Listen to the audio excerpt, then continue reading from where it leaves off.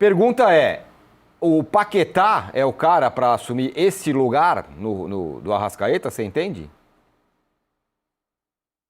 Só informando que há pouco o Flamengo comunicou que ele recebeu alta, né? Agora, nessa manhã, vai ficar em repouso e a partir de segunda-feira já começa a treinar no CT. Eles colocaram placa e parafuso justamente para poder acelerar a recuperação. Se ele não fosse um atleta, faria a tal da recuperação conservadora, né? Sem cirurgia, porque não saiu do lugar, só fraturou ali a clavícula. Então, ele vai ter algumas atividades físicas, evidentemente, que não tem impacto, né? Na segunda já começa esse programa, né? Ele não está fora da Copa, até porque a Copa é interminável, né, gente? Se são 6 a 12 semanas, digamos que ele se recupere em 6, 7 semanas. A Copa vai estar só no começo. Se o Bielsa quiser, pode levar o jogador e utilizar durante a Copa. Por exemplo, pode programar para usar no mata-mata, passando pela primeira fase a partir de julho só. E aí ele tem tempo para se recuperar. Acho que dá para jogar a Copa do Mundo, sim. Vai depender das escolhas do técnico e do seu organismo, da sua recuperação. Eu acho o seguinte, o Flamengo tem razão de reclamar da arbitragem? Tem, mas tem que reclamar antes, né? O Arnaldo sempre fala da questão dos bastidores, não é bastidor para você levar vantagem, é para você não ser prejudicado. Então você pressiona para não ser prejudicado. Falar depois, como o Boto falou, não adianta nada. Vamos recapitular. Dos 4 últimos jogos do Flamengo fora de casa, na Libertadores, 3 foram apitados por Piero Massa, o chileno. Ele apitou contra os Estudiantes lá no ano passado, em La Plata, contra o Racing em Avejaneda, não apitou o jogo contra o Cusco, mas apitou novamente contra os Estudiantes. Esse árbitro, no jogo anterior, na fase anterior ao Estudiantes e Flamengo do ano passado, ele apitou o jogo entre Cerro Porteño e Estudiantes. Deu um pênalti inexistente, bem à brasileira, para o time argentino aos 98 minutos de jogo. Esse pênalti decidiu o confronto, porque o jogo de volta na Argentina foi empate sem gols. E aí o puseram para apitar o jogo do Flamengo contra o Estudiantes, decisivo lá em La Plata. Ele estava muito pressionado por conta desse lance. Muito foi comentado à época. E ele fez a correta arbitragem.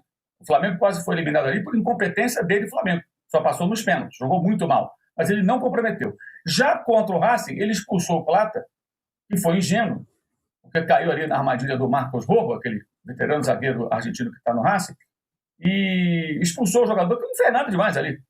Um charivari entre eles ali e tal, tomou um cartão vermelho, porque teria tocado ali no jogador argentino, mas não houve nada ali. Ali ele foi, eu estava bem perto do lance, inclusive, não foi nada. Ele foi malandragem do Rojo. Ele expulsou, o VAR não falou nada e foi para o chuveiro. O Flamengo jogou com menos 1 desde os 11 minutos do segundo tempo, né?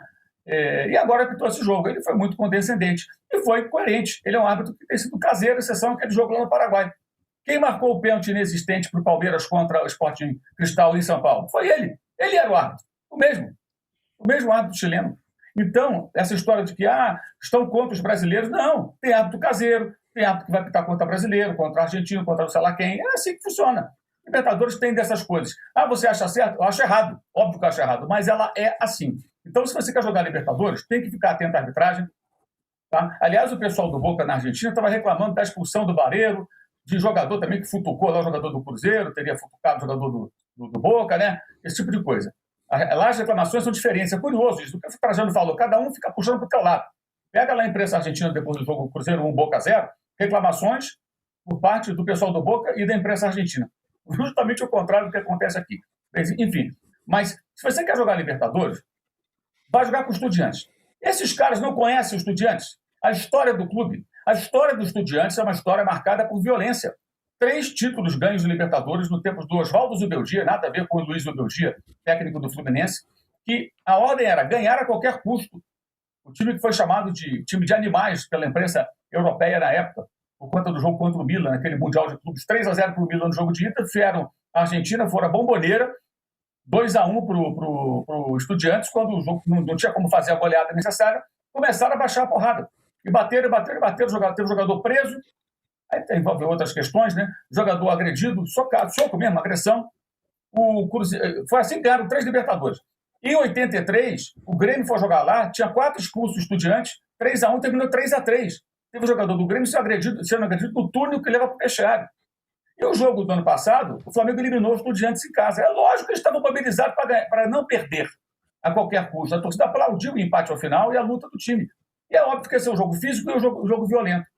Então o Flamengo, calado, viu ser escalado um árbitro que tinha tudo para ser caseiro como foi, né, no sentido de não ter expulsado os jogadores do time argentino, que de fato acho que as expulsões seriam pertinentes, né? Para discutir os detalhes e tal. O pênalti não foi nada, né, gente? Foi parecido com o pênalti que ele deu para o Palmeiras. Aí ele foi coerente. Em casa, ele marca a favor do time da casa. Ele deu para o Palmeiras, não deu para o Flamengo, foi muito bem, não dá. Uma vergonha no Emerson Royal, revivendo o Vinícius Pacheco, em 2010.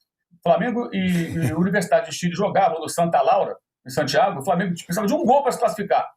Tá? Um gol faltava. A bola veio na área e o Vinícius Pacheco, aquele atacante do Flamengo, se jogou para cavar o pênalti e não fez o gol. Ele optou por se jogar. Né? E o Flamengo não fez o gol e foi eliminado, né? Pelo time do então Jorge Sampaoli. Então, o que aconteceu lá foi um jogo de Libertadores, jogo físico, jogo de pancada. E se você quer jogar Libertadores, você tem que jogar como ela é. E pode sim protestar, cobrar que se melhore, que as coisas mudem, ok. Mas ela não mudou, porra, totalmente. Existem jogos assim.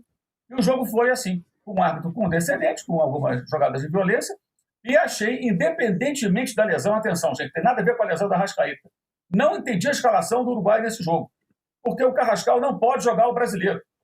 O Carrascal é o substituto da Arrascaeta, imediato, nem é o Paquetá. Ele foi contratado para isso também. Ele não pode jogar o brasileiro, não pode enfrentar o Vasco domingo, está suspenso. 4 jogos ele pegou, o Pulgar pegou 4 jogos também. Né? Então, qual seria a lógica? Joga Carrascal contra os Estudiantes, tira o Arrascaeta de um jogo muito físico, de muita pancada, que já era previsível, guarda o Arrascaeta para o jogo de domingo. Aí deu azar ainda de sofrer uma fratura de clavícula num lance casual, uma disputa casual. Mas, enfim, o Flamengo não se preparou para o tipo de jogo que ia enfrentar. Para jogar Libertadores, você tem que se preparar para o tipo de jogo. Repito, não é que eu ache certo, é a vida como ela é, cara. Depois não adianta ficar reclamando. O seu José Boto veio reclamar depois, ele tinha que ter reclamado antes da escalação. Gente, 4 jogos fora, 3 vezes esse árbitro. Em 2, de fato, ele prejudicou o Flamengo. Em outra, ele foi a arbitragem correta. Mas tinha ajudado, e muito, o adversário do Flamengo na ocasião, na rodada anterior. Então, acho que se quer jogar Libertadores, joga como ela é e protesta. Vai da Sul-Americana, reivindica que façam coisas no sentido de melhorar a competição, dela ser mais civilizada, mas ela não é, cara. Ela ainda tem um pouco dessa coisa do passado. No jogo dessa quarta-feira em La Plata, foi um jogo muito assim.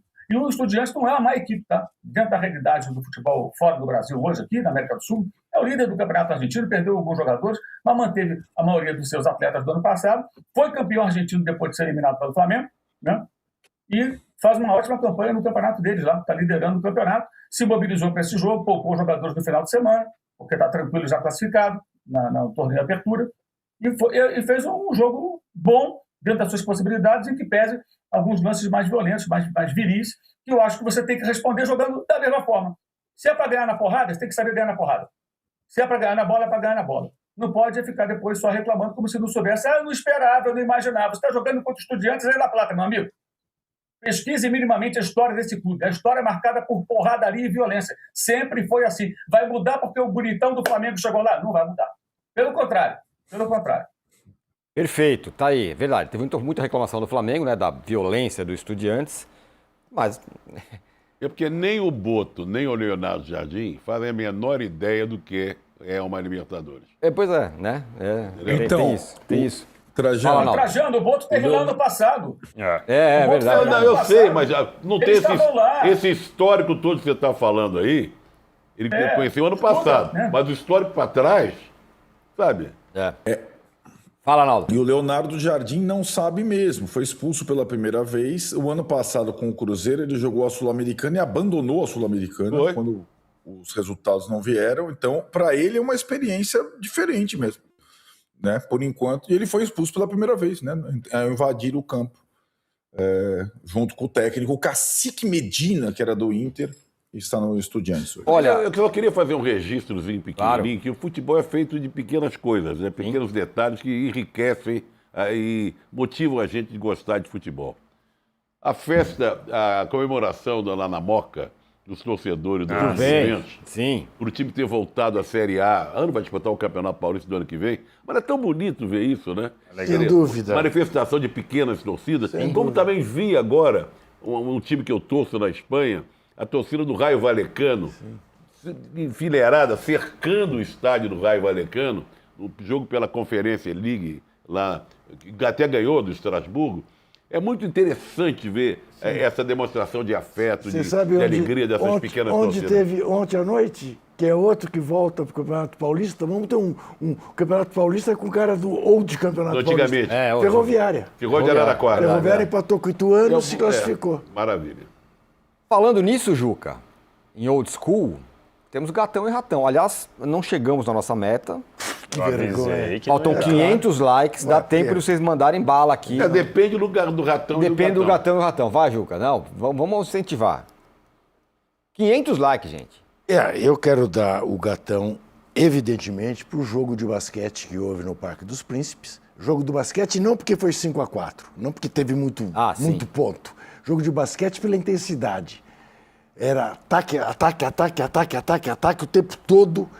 Eu fiquei realmente extasiado com esse jogo. Não acho que foi o maior jogo que eu vi na minha vida, porque já vi jogos. O maior jogo que eu acho que eu vi na minha vida foi Argentina e França, a maior decisão de Copa do Mundo, pelo menos. Mas já vi grandes jogos na vida. Mas esse realmente foi assim de deixar um garoto que veja, apaixonado por futebol, e isso é o que vale. E, em contrapartida, o ratão de bronze, o que fizeram Boca Juniors e Cruzeiro. Mais Boca Juniors do que Cruzeiro, mas Boca Juniors e Cruzeiro. Uma coisa horrorosa. Ainda mais no mesmo dia, quer dizer, daí você vê... Posso acrescentar aí o árbitro, porque o cara deu 2 minutos na cara. Sim, uma vergonha. Né? Agora, então, aí você pensa, porque não é exagero dizer que Cruzeiro e Boca Juniors estão para o futebol da América, assim como o PSG e Bayern Munique estão para o futebol europeu. Aliás, os dois sul-americanos têm mais tradição que o PSG. Né? Que vergonha, tá louco. Eu só queria acrescentar e dar parabéns para um companheiro nosso aqui do UOL. Diga. O PVC acertou o placar. Ele falou 5-4? Ele falou 5-4. Não é possível. Não é possível. Tem gravação disso. É mesmo? Não é brincadeira, não. Mas- O programa que ele faz no blog